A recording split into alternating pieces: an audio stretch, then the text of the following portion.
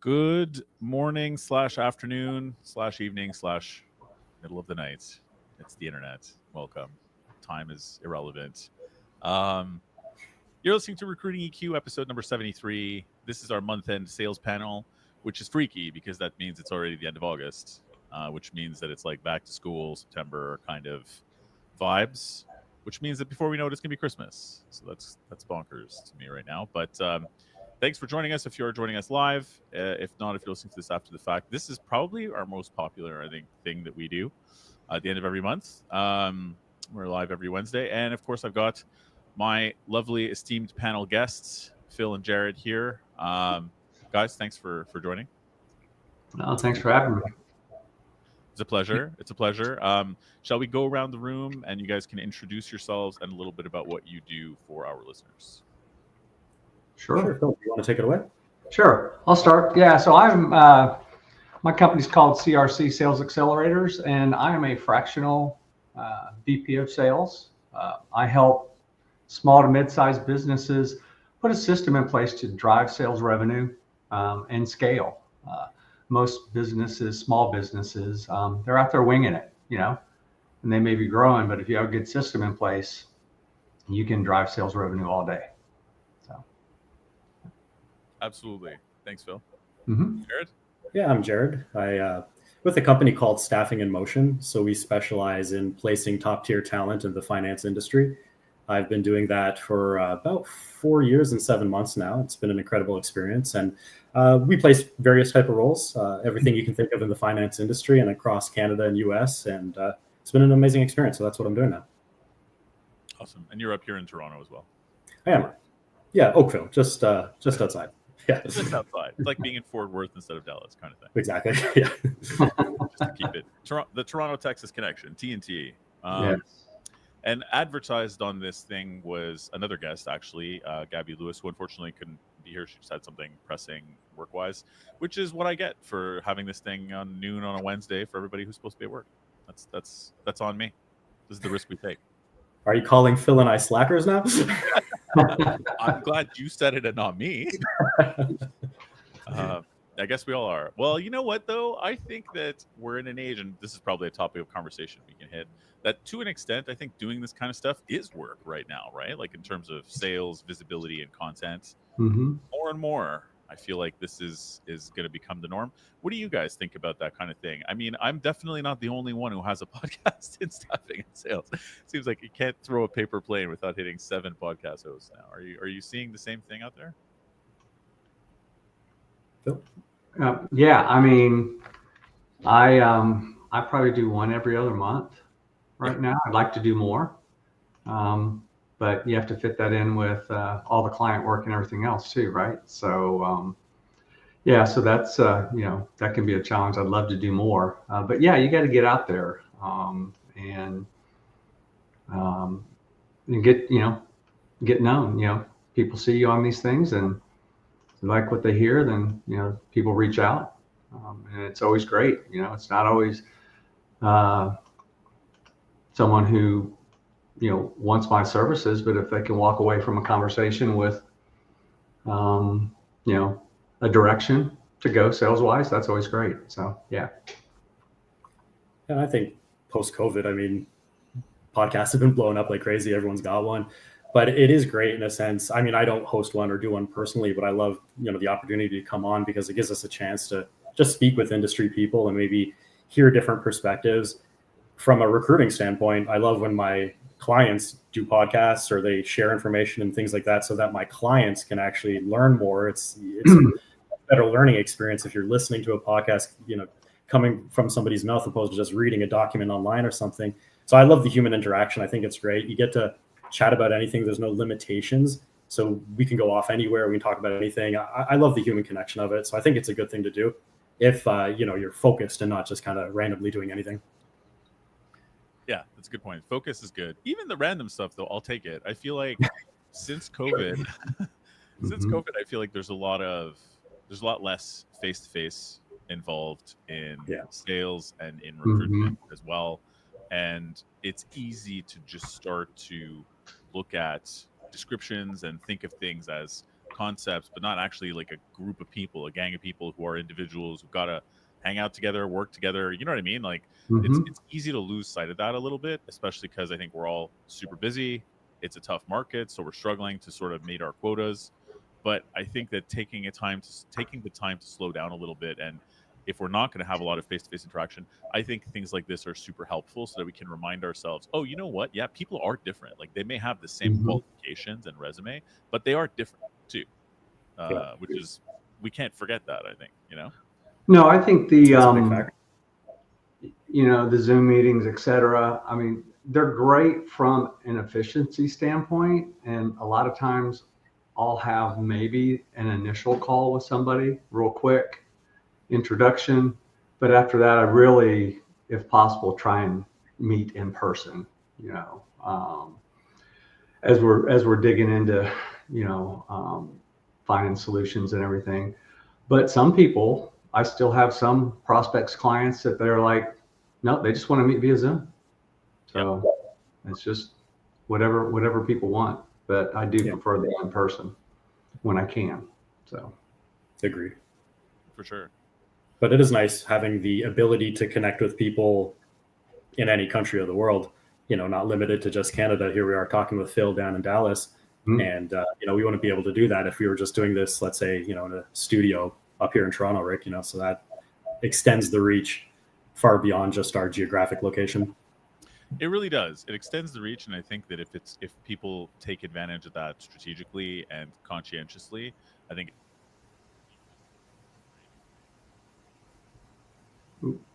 I think we may have lost your audio, Rick. We lost your audio. You lost my audio. Oh, Now now you're you're back. back. Am I back? Can you hear me? Yes. I think I telepathically received what you were saying, but you might want to repeat it. Yeah, no, I was just saying that I think that if people do it conscientiously, I think it's really powerful. But I also think that based on the messages I get in my inbox or LinkedIn or whatever else, that there's just this global spray and pray of like AI-driven noise, sequenced emails and messages and whatever else that don't have any relevance, that don't, you know what I mean? It's noisier than ever. Are you guys sort of fed up with the same thing as I am? Yes. It can be much, and too much. I think some people have completely taken the human element out of things. I'll use AI to help clean some things up and things like that. But you've got to go in and review the content that you're putting out there or emails that you're sending. But it's it's a tool that can be used. And I always tell people I've had AI do simple math wrong. So do I just want to use AI without taking a look at it to send something out? But I usually start with my own, throw it in there to clean it up, because I don't have my undergraduate degrees in engineering, so I don't have the gift of gab, and it helps clean things up. So yeah, I like AI tools as well. In order to assist things that we do. Obviously, it can't do everything, as Phil alluded to before, and I find if you use it, you do have to be very specific on things. If you're too broad in general, it won't necessarily do exactly what you're looking for. But in the right circumstances, I think it's a great tool, but you can't fully rely on it. You need that human element for sure. And that plays a big part in what we do in recruiting. Mm-hmm. For sure. Yeah. At best. Go ahead. Sorry. No, just at best. At best. Yeah. So, like, for example, I've got one of my clients, they're all inside salespeople, and they're using a phone system that afterwards transcribes and grades the call and everything else. That saves a ton of time when it comes to my coaching and accountability calls, right? Because before I had either listen in on calls while they were doing it or listen in to calls before. So, there are some really good things about that. Makes it much more, efficient, and, also saves my clients some money, because before I was spending a lot of time before these coaching and accountability calls. So, yeah. No, that's huge. And the AI note taker in general is huge. Mm-hmm. Time saver. Nice tool. Good to fix up resumes, or if you need to write a little blurb as well too for something, it can polish it off nicely, especially if you're not a gifted writer. Yeah, or if you don't have the time to, right? Like it's a time saver, to just not have to proofread. Accuracy, I agree. It seems like it's getting less accurate. But that's I just find that you have to be so specific about what you want it to do, because again, if you're just kind of general, it won't do exactly. So you have to tell very specifically, or else it might not hit the dot. I've never seen a math problem not get solved on there. That's a new one. Sure. I was calculating how much sod I needed for my backyard. Okay. Dead spots. And I was like, that doesn't make sense. And I went back and did the math myself, and I was like, no, it's wrong. Oh, no. Way off. Yeah, that's disconcerting, because it should be good at math. You'd Mhm. figure. But yeah, you kind of never know, right? Like, so yes, definitely double check. There's an interesting confluence here of just accidentally, both of you guys, and I hope you don't mind that we share this, talk about it. Both of you guys are working as independent contractors out there in sales and not being on a fixed base salary, you know what I mean, kind of model. Mhm. And I mean, both of you are doing well at that. I think it's a big topic of conversation, this idea of base salary, especially out there now in a tough market. In my business, I'm trying to get salespeople to move. The base salary question comes up a lot. There's a lot of discussion about that. I have my opinions about compensation, but how do you guys feel? Like, what attracted both of you to say, you know what, yeah, I can take the plunge. I don't need to be working on a base salary in the first place? Sure. Yeah, I think with myself, there were no limitations on what I could earn. And I think some companies, they do put caps or limits, and that's kind of tied to a salary. So with this particular opportunity, there is no limitations at all. So the deal that I made with the owner worked. It's a win-win situation for everybody. Of course, I need to deliver in order to get paid. But again, not having any sort of caps or limitations, I think that was the biggest thing for me. Unlimited earning potential. I think any salesperson, that's kind of what they're looking for in a role. And being independent as well, making your own schedule, being disciplined. Not everybody can do it, but I like that as well. I like having my own schedule, scheduling my own calls, kind of working at my own time. I'm an early riser, so I like starting the day early. So I like having that freedom and working independently, but it doesn't go with everybody. So you do need this specific personality in order to do it and remain disciplined. I don't know if Phil would agree with that, but that's kind of what led me to this. Yeah. No, you have to. When you're working for, corporate America, it's, there are expectations, right? So it's a lot easier to be disciplined in doing the things that you need to be doing. Not that everyone does anyway, but when I first started out on my own, it's a little difficult, because you have to set your own expectations, and there's no one saying, hey, you didn't get this done. And so, but much like Jared, I like the flexibility. I actually started doing this as more of a to earn some extra cash. I had left a corporate job. I was burnt out. I was earning some extra cash, just looking for another corporate sales leadership role. And a buddy of mine said, hey, I've got some friends who have these companies and they need some help with sales infrastructure. Can you help them? And I started doing that. And about 3 months in, I was like, I like setting my own schedule. I like the flexibility, those types of things.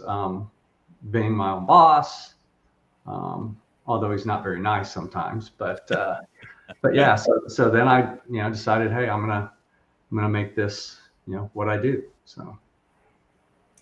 Yeah, And it's just to add to that, oh, go for it. Sorry, I was going to say I had a similar thing too, Phil, where I was actually in the travel industry before I got into the recruiting side of things, where I was in the business development team, and I had started the recruiting a few months before I left the travel job. In fact, I was kind of forced to leave the travel job because COVID hit, and that flipped the industry upside down. Mm-hmm. But I was able to start the recruiting on the side and realize, wow, this is incredible potential. And once I started out earning what I was making at the job, it was a no-brainer that I can put my full-time efforts into this and run wild. That's interesting too. The COVID, I think, pushed a lot of people to try different things. because of the nature of lockdowns and all this kind of stuff. And I think for some people it turned out rather negatively. But it kind of sounds like for you, Jared, it sort of pushed you in the direction of really enjoying and being successful at what you're doing right now. So that's a positive. Absolutely. How do you feel about the recruiting aspect of, because you are also not just geographically located, focused on your area, right? You're also doing US. Correct. In fact, most of my business I do is in the US. Of course, I work in Canada as well, but the Dallas Fort Worth region, do a lot of business down there, but across the country. So I love that aspect of being international and meeting Americans as well. A lot of opportunities, especially in the finance industry down in the States. So it played to our advantage. Phil, refresh my memory because I don't have your LinkedIn open in front of me. But were you already doing the fractional thing before COVID, or was COVID a factor? No, it was post-COVID. So it was end of 2022 is when I started. So yeah. Do you feel like that was a factor? I think so. I think people, being able to COVID kind of opened up. I mean, how many Zoom meetings were people doing before COVID, right? Virtual meetings. And so they just kind of opened the doors that way. I don't know. I'd say from an ease of doing business perspective. So yeah, I think it did have some influence. So, but for me, I can do work nationally, globally, but all my business has been in Texas. So not necessarily in DFW, but just in Texas, and that's just kind of the way it worked out. So I don't know if it's just the relationships or what, but yeah, it's interesting. So very few prospects. I've had very few prospects outside of Texas. So I wonder, do you feel like I'm going to play the host for a second, but do you feel like you could expand if you wanted to, Phil? Oh, yes. I mean, like I said, there are some clients I've never met in person. They're got one out in West Texas now. There's no need for me to travel out there. He's only got a couple of salespeople, and that'd be an expense for him. So it's like, you don't have to be in person, and you can travel if you need to. Yes. What are some of the things that your clients ask you? Like, are there common things that you see businesses kind of getting wrong or struggling with to set up a sales strategy for this crazy market we're in? So the biggest thing that I see is lack of process and KPIs. I'm very big on data for making decisions. So a lot of times when I go into a client, the first thing is triaging the sales process and KPIs, really to get some good data to figure out what's going on. And a lot of times, there can be some small strategy tweaks, but in the beginning, it's more about getting some data to drive decisions. So, Jared, what are you kind of using to track your stuff? Like, I mean, you're an independent contractor, but you're not working for your own company, right? You are in an agency, which is a unique position to be in. It's a bit rare, but it works out well for you. Do you guys have KPIs, or did you have to sort of set your own to get your recruiting practice off the That's right. Yeah. All the metrics are determined by myself. So having that sales background, I spent 9 years in business development. So having that background allowed me to be brutally organized in recruiting and set my targets and my goals. And I am aggressive in them as well, again, money motivated. But so it all falls on my shoulders, right? My colleague who I work with, Nicole, she leaves me to my own devices. But again, if I'm not working, I'm not making money. So that's what it comes down to. Yeah, it's definitely motivating. When you don't have a base salary, the KPIs are they look different. Absolutely. Out of curiosity, then, how do you guys feel about the sort of the adage now that we have AI tools that can automate a lot of things for us, that can send out a bunch of emails, that can write emails for you, that can sequence things, et cetera, et cetera. How are you guys feeling about the adage, it's a numbers game, or like just getting your volume up? Obviously it is a numbers game, but do you feel like there's a difference now that because of tools, kind of anybody could sort of achieve volume relatively easily? What are you guys seeing, or what are your opinions on that side of it? So for me, I see all of that as it's adding a lot of noise to the equation, right? And so, I'm sure there are some people that have been able to make that work, and it's a very low percentage for me that converts doing that cold, that type of cold outreach. Most of my focus is on introductions to referral partners, not necessarily referrals, but who's doing business with your same clients, but you're not in competition with, because they've got a book of business and they'll know, yeah, Phil, they've got a sales problem. Let me introduce you to this person. So that's a lot of how I find my business. So with the numbers, I don't think it's just about pumping out numbers and trying to get as high of activity as you can from the candidate side of things, because quality is so much better than just, putting in somebody who might check some of the boxes. So I find that you do have to take your time with people. You have to understand what their goals and their values are and see if that aligns with what the client is looking for, because you can just run through a bunch of people and send them over, but I don't want to upset my clients by sending over not qualified or people who aren't the best for the job, or else that hurts my reputation. So I really try to focus not necessarily on numbers. Now, if it's a sales thing, like I'm trying to find a new client, let's say, and then of course, you got to reach out to as many people as you can in business development. But when it comes to submitting my candidates, it's definitely more quality over quantity.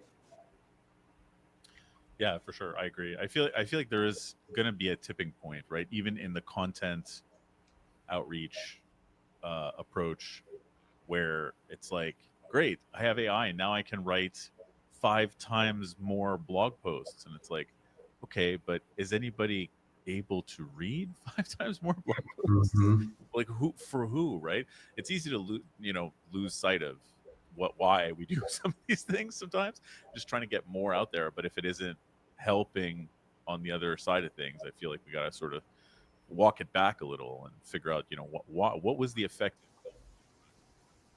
Oh, we lost you again. Yeah.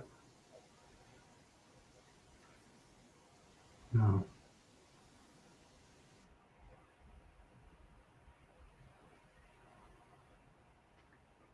You're muted now. There we go. Yes. Can you hear me? Yeah. Now? Yes. Yeah. Great. We'll just go with worst quality. When in doubt, lower the quality. Yeah, no, I was just gonna say, I feel like there's gonna be this tipping point, right, where we sort of have to walk things back a little bit when we can do a lot of even content or whatever else, and sort of decide why were we doing these metrics in the first place, rather than just trying to up them.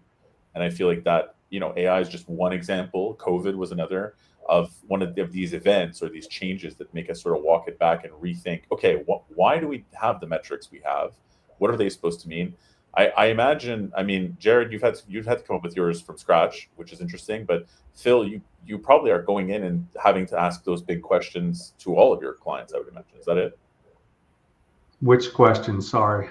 Of like why they have the metrics they have. Yes. Oh, yes. Yes.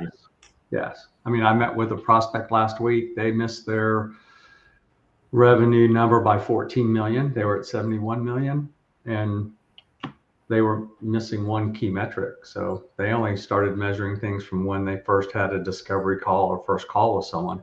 They weren't measuring, here's a SQL or an MQL. How many of those are converting to a first call? I'm like, that may have been your 14 million right there. You don't know. Right. So more data earlier in the process, you're saying, to sort of parse that out. Mm-hmm. Either they're not qualifying leads properly, or they're not good leads, or when the salesperson reaches out to set that initial call, they're not saying what they should be saying, asking the right questions, etc. to get that sit down with somebody. That sounds more like qualitative stats, like quality related stats more than quantity ones. How do you guys feel what are some good quality related stats to sort of measure if you're doing quality work rather than just volume that you both like or use? Or I mean, when we place people and they last a long time, usually over a year plus 3 years, that's a good metric when we place people long term, because we don't want transactional, somebody just coming in for a few months and then quitting. So that's a stat that we definitely look at, long-term placements. Yeah, for sure. That makes total sense. Phil, do you have good quality stats you swear by? For my clients, for me, yes, both. Either or. I think a lot of it goes down, I wouldn't necessarily say, quality. I mean, you have to qualify, right? So you've got marketing generating these leads. And so you can look at the data and if there's not a whole lot of converting, there's one of three things. Maybe they're not good quality leads. Maybe they're not being qualified correctly, or the quality of your salesperson initial reach out is not there. So data, a lot of times it's not going to tell you the answer, it's going to tell you where to go look, right? Right. And so it's the same thing even further in the process.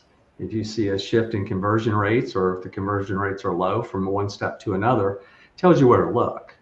And there's probably 2 or 3 things that are happening, just like the example of setting those initial calls.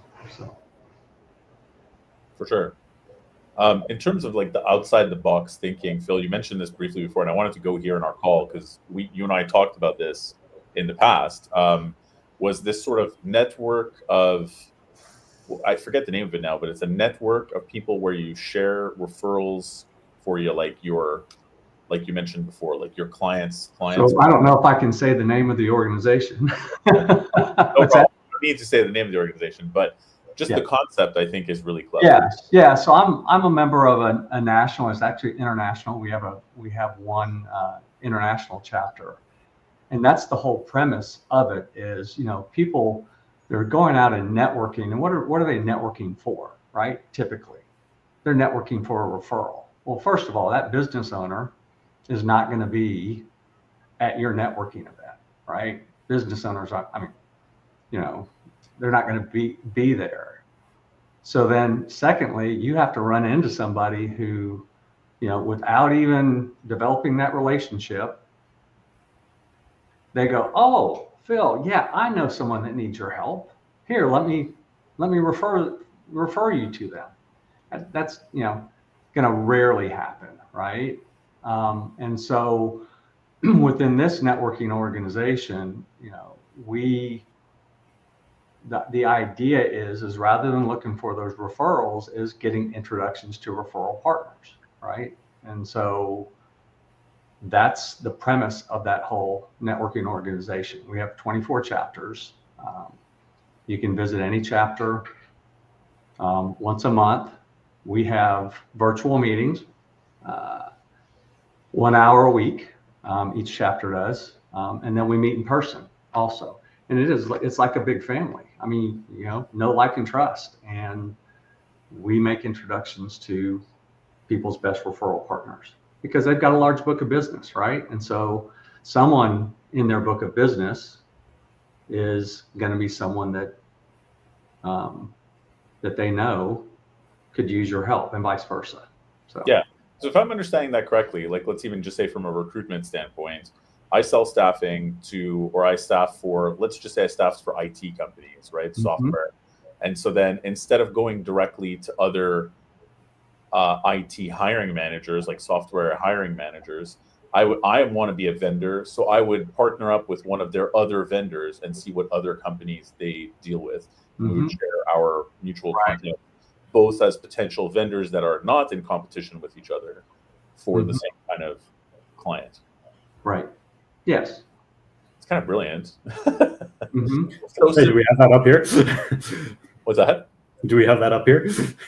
Yeah, I don't know. Is that the international chapter? Is it? There is a Canadian chapter, and there is actually a second Canadian chapter going to be starting soon. Nice. I think the Canadian chapter right now is our largest chapter. What? Oh, yeah. Yes. Yes. Well, we'll have to talk about that offline. Yes. But it's a good way of thinking of it too. Like a lot of people that I have spoken to, especially when things are hard, right? It's a difficult market, and a lot of people have just said things like, "What can I say? It's a hard market. It didn't work out at this job or whatever else. I was laid off. I didn't meet my goals, and so on and so forth."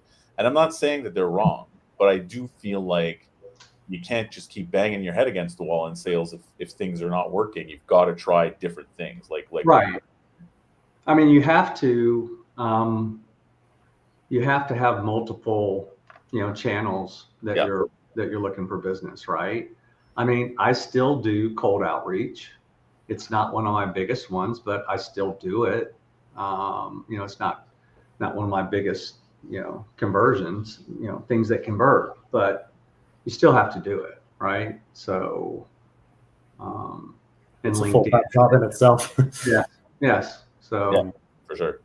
Mm-hmm. Are you guys cold callers? Is that the outreach? What's your usual cold outreach preferred method? I usually start with like an email or a message, and then follow up with a phone call after. I find just slipping in a message first, get the name and the company in there so they can kind of check us out, and then follow up with a call. Usually it's probably 1 out of 10 who respond to an email or a message. Is pretty low. So, you got to get on the phone or a Zoom call or some way to get in front of them. Think outside the box. Like you were saying, you can't just go through the front door. You got to kind of think of how things are done differently.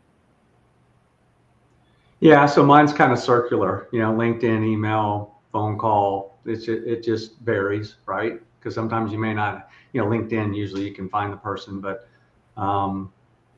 sometimes I start with a phone call, sometimes LinkedIn, sometimes an email. It just depends, Yeah, it does. I agree. It does depend for sure because the results are all over the place. But I feel like there's this misnomer out there from many people I speak to in my line of work. I'm talking to salespeople all the time, mostly in staffing. But there's this fallacy out there that they're like, yeah, cold calling is useless. No one picks up the phone. When was the last time you picked up the phone, right? And it's just kind of like, recently, though, I think we've found sort of the people who are cold calling are getting better results than just a cold email or in-mail. Mm-hmm. Finally, it's like spun around all the way, full circle in a way. Right. And you have to remember, too, that you're probably going to get rejected 6 or 7 times before you get the yes. So you just got to stay persistent. Yeah. And I think that the idea, to your point, is that being rejected by somebody on the phone is harder or more stressful or can hit people harder than via email. So I think that just by virtue of the fact that it's harder, chances are people are doing it less. Exactly.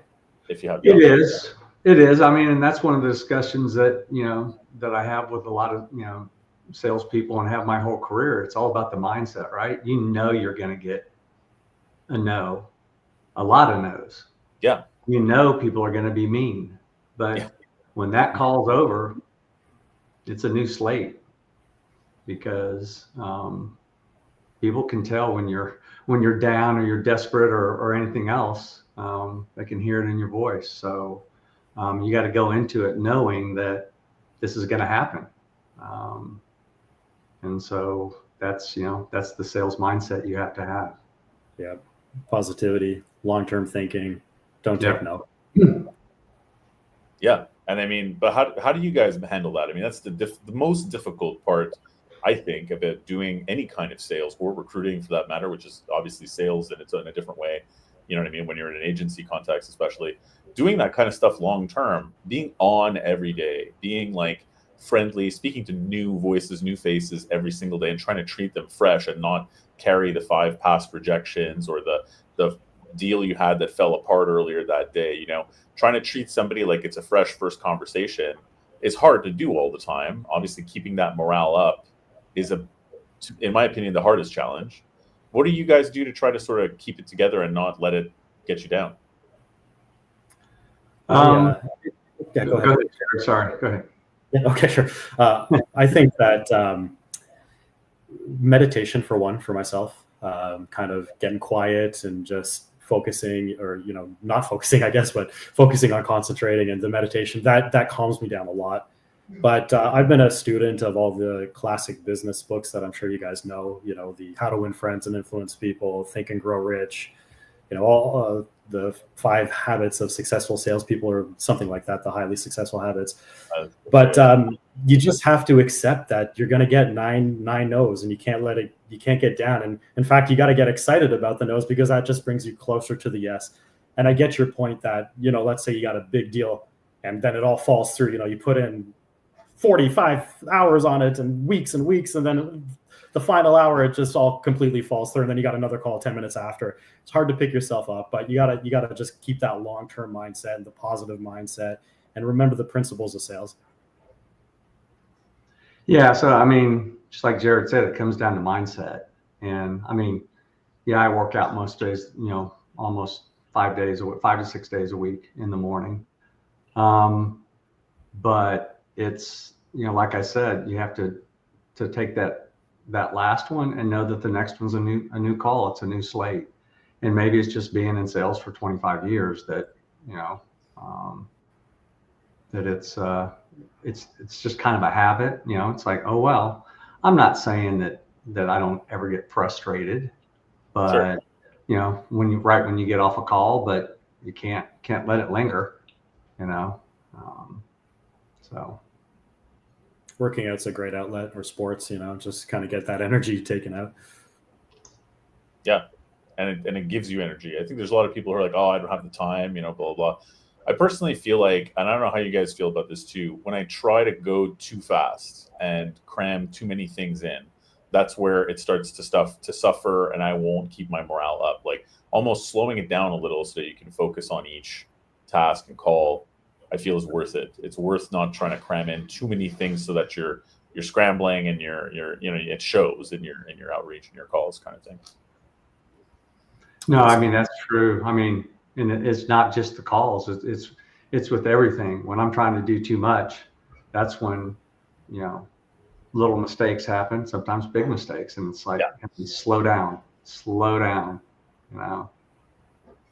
And if you break it down into a couple of steps, like if you have 15, 25 different things that you're going to do, it seems so overwhelming. But if you can kind of categorize it and break it down to maybe 5 steps, then it's a lot more reasonable.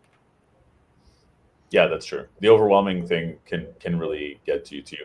And just trying to do things right away too. I mean, tabling things and putting them off till later is a big stressor, I find, as well, because then now suddenly you have 75 things that you have to do later, and it's like, oh, it's later. I have 75 things to do now. Yeah, it gets to be too much.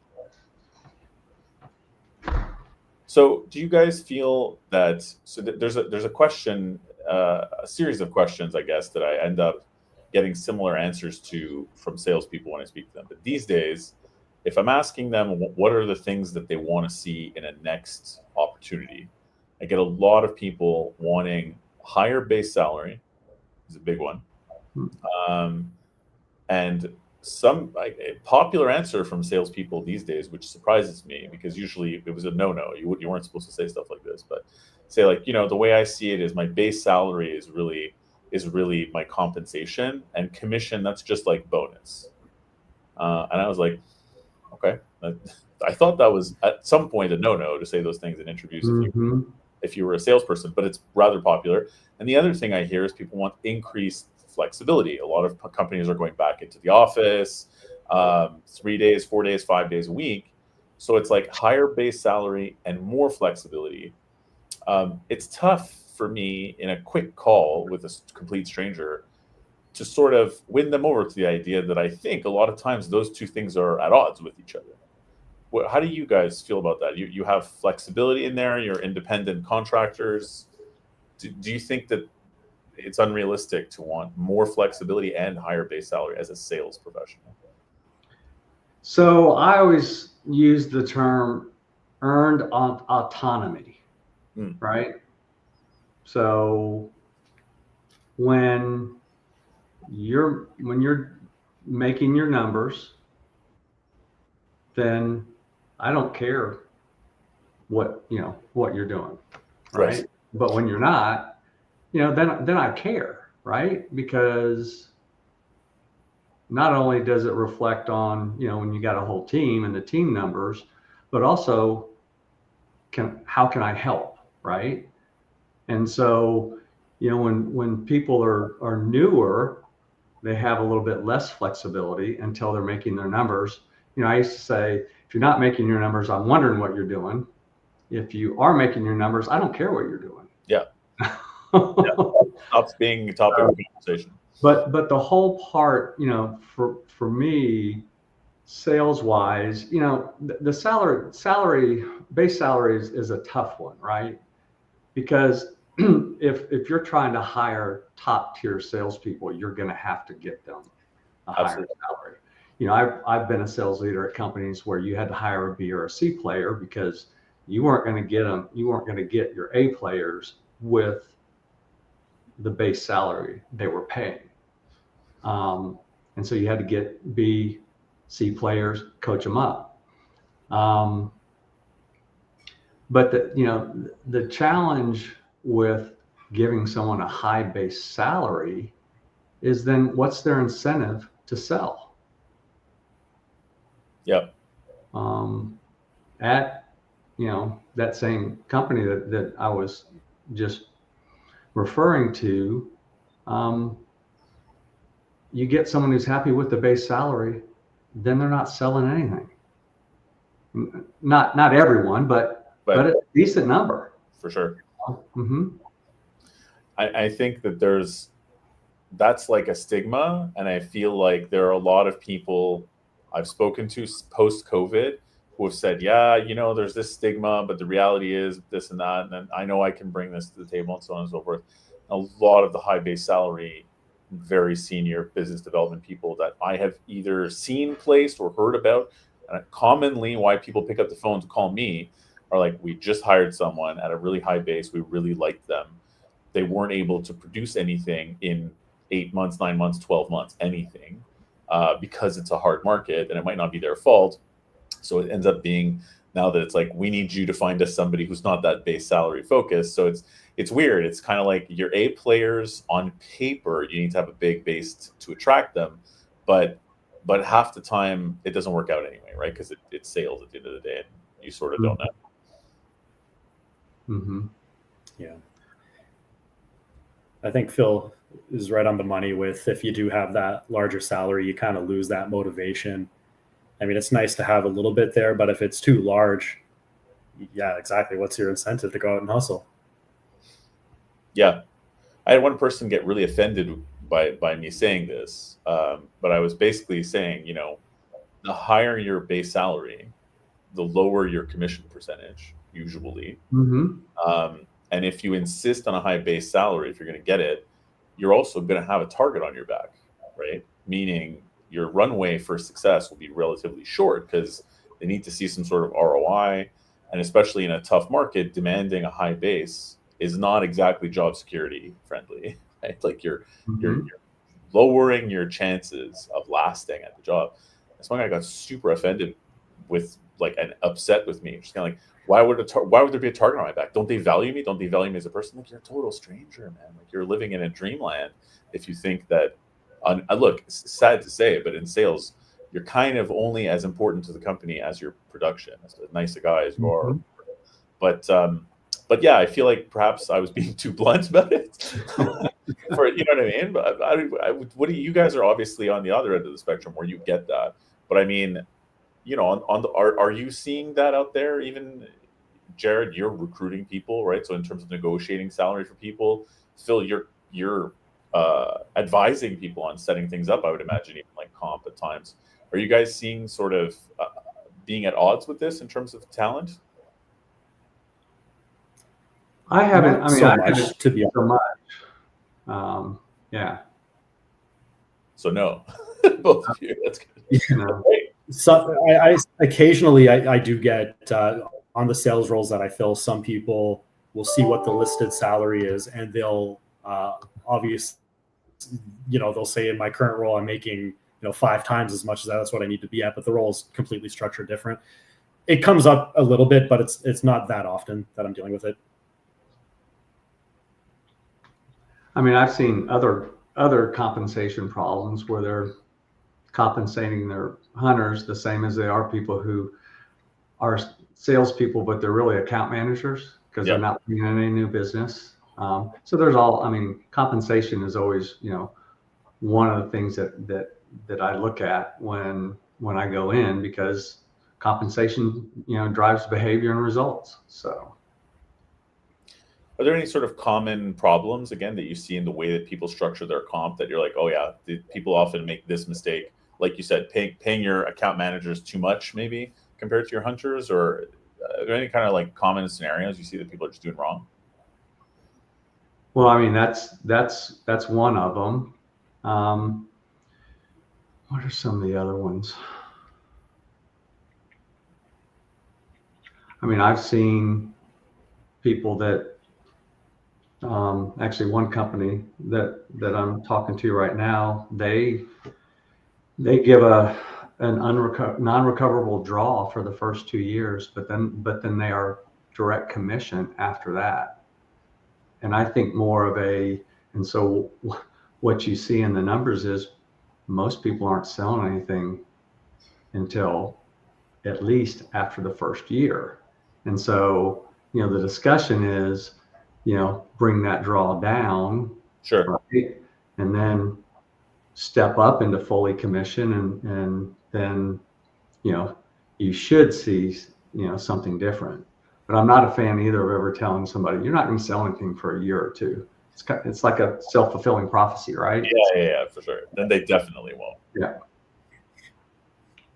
How do you guys feel about the base salary plus draw, or plus a guaranteed commission?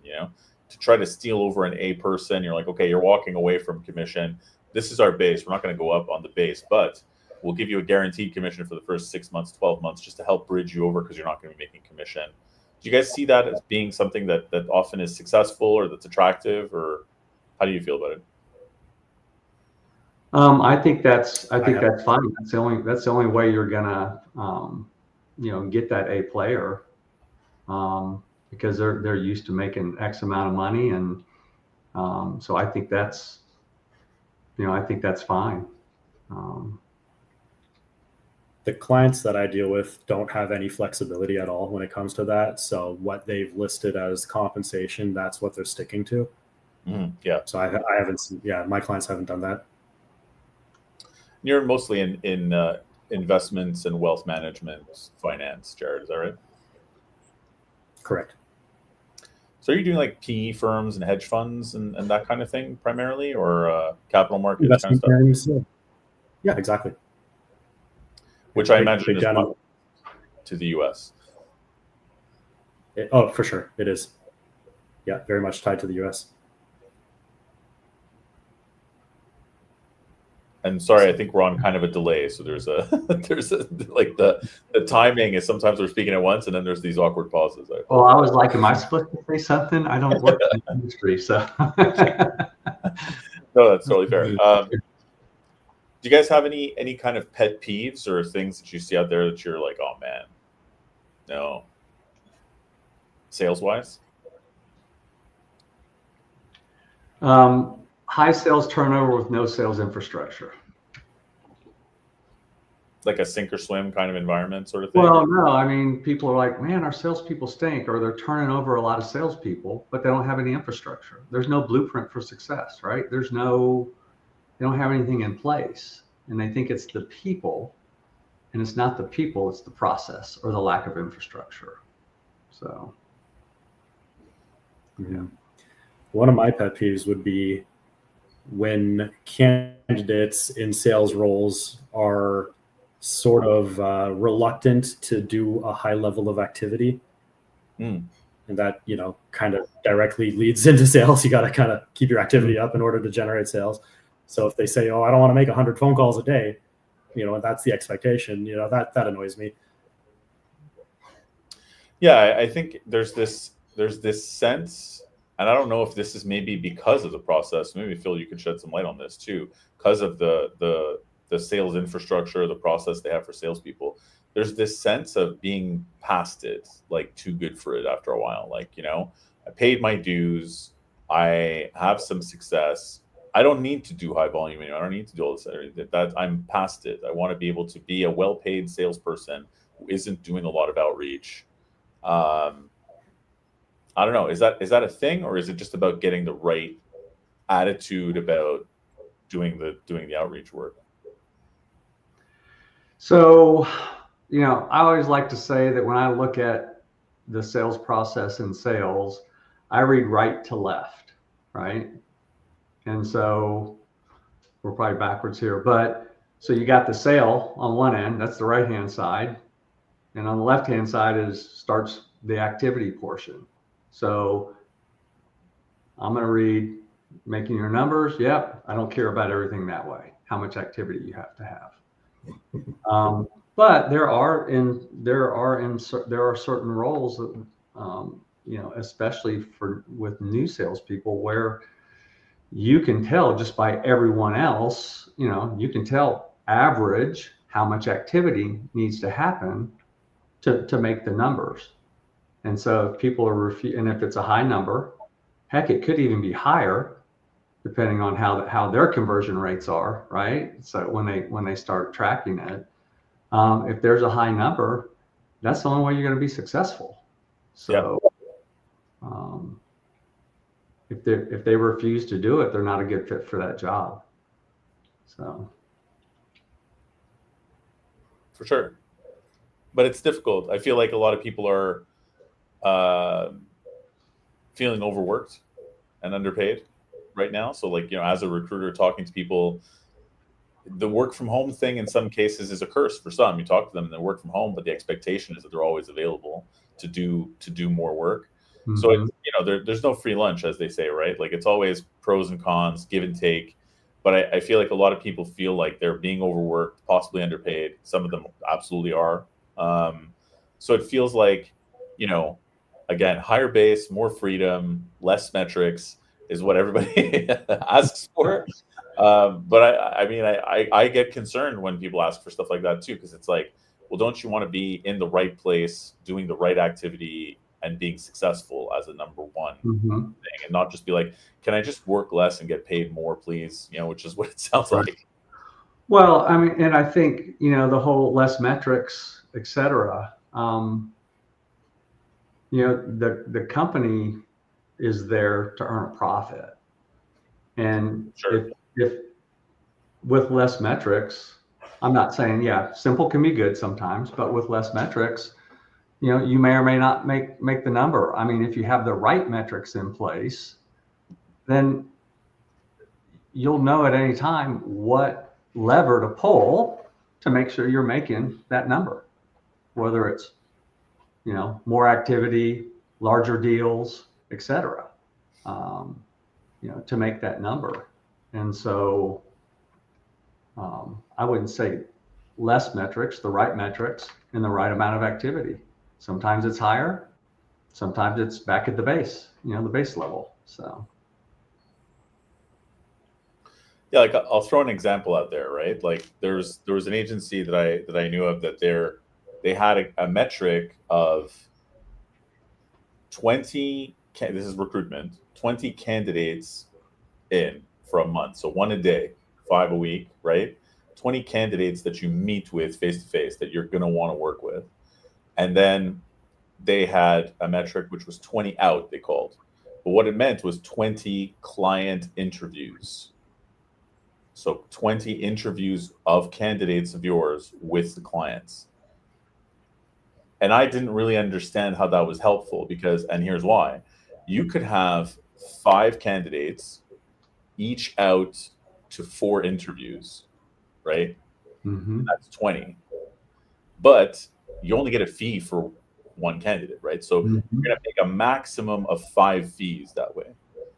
If you sent 10 candidates out, but you only got 15 client interviews, not 20, because a couple of people were just to one company or whatever else, you still have the potential for 10 fees. And if you're doing the job succinctly, you'd figure that some of these have a better shot. So you have a shot at 10 fees versus 5 fees.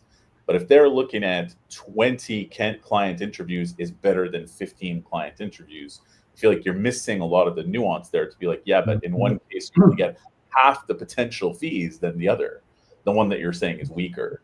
Like, is that the kind of stuff that you see, Phil, out there where you're like, hang on, let's relook at this and try to figure out, realign what we're measuring?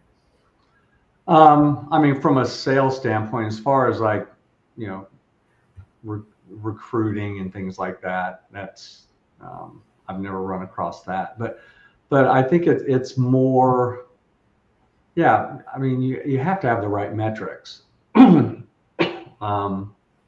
But a lot of times people don't have, I mean, there's people out there just measuring revenue and profitability every month. They don't know why they made their number or why they didn't make their number. Okay. That's definitely not enough metrics. I think we can all safely say that's not enough information to do well. Or activity to conversion. It's like, what about the other 3 steps in the process? You know? Right. It sounds to me like the example you were just giving, like a lot of people wouldn't focus on quality, right, of the candidates if that was what they had to provide. It's like, let me just meet that number. Yeah, for sure. And they wouldn't necessarily focus on, like, the easier way to hit the number is to have right. That goes out to multiple interviews, which is not a bad thing. Yeah. At the same time, you may reduce your number of potential fees. Right. As a yeah. So I agree with you. I think that KPIs have a bad rap because of some companies that force people to do metrics that are divorced from reality, right? Like making them do stuff that's bunk. And so now people are like, oh yeah, I don't like having KPIs. But I think I agree with you, Phil. I think that's a mistake. And Jared too, I applaud you for creating your own metrics based on your sales in order to keep it together. Because I feel like you need that data to even just be like, am I on the right track here? What do I need to do different? You know? Exactly. Keeps you real focused. Yeah, 100%. You know where you are every day, right? You know where you stand every day. So yeah, exactly. And you know where the gaps are, you know where you can do better, you know what things didn't work out, which is super important. Well, there you go. So we've solved it all. Every single sales problem ever has been figured out in this 1 hour. If you're only watching the end, you have to go back and watch the whole thing to get it all solved. There you go. Thank you very much for being on, guys. Any words of wisdom that you would like to end off on before we call it a day? I don't have any. I think I did as much as I could. So that's good. I would just say for my candidates that being inquisitive, being coachable, and be more than just what your resume says. That's important. For sure. And I think that is really important, actually. You hit on some really important stuff there, too. I think a lot of people come in just focusing on how much is this job going to pay me and so on. And again, missing out on letting us know a little bit about who you are so that we can better do our job of matching you somewhere well. So that's a very good point. That's a very good point. Exactly. Well, thank you both for being on. Happy end of August to everybody. And yeah, if you did not see this live and you're catching this online, remember you can also tune into Recruiting EQ anywhere you find your podcasts. And it should be literally anywhere you find your podcasts. If you are on a podcast distribution network and you do not see it, message me because I need to fix that. Thanks very much, guys. It's a pleasure having you. Thanks for having me, Rick. Appreciate it. Jared. Thanks. Thanks. See you all next month. Good to see you. Take care. Thanks. Bye.